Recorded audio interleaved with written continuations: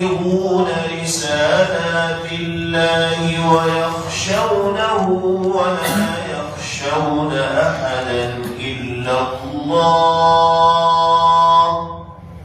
وكفى بالله حسيبا.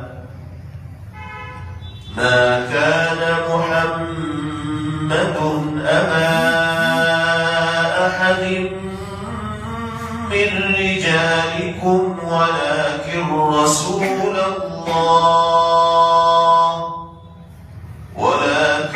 رسول الله وخاتم النبيين وكان الله بكل شيء عليما.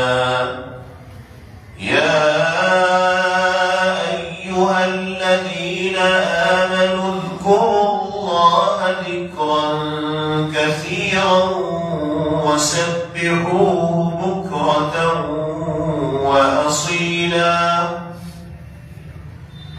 هو الذي يصلي عليكم وملائكته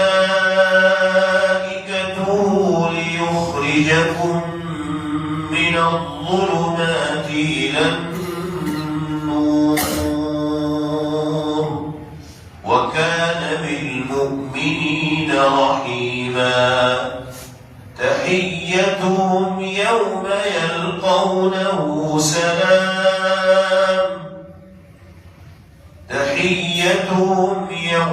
يلقونه سلام وأعد لهم أجرا كريما.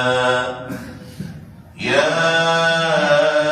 أيها النبي إنا أرسلناك شاهدا ومبشرا ونذيرا وداعيا إلى الله بإذنه وسراجا منيرا.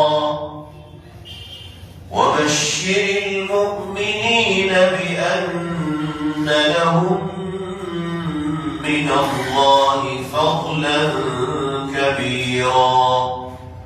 ولا تطع الكافرين والمنافقين ودع أذاهم وتوكل على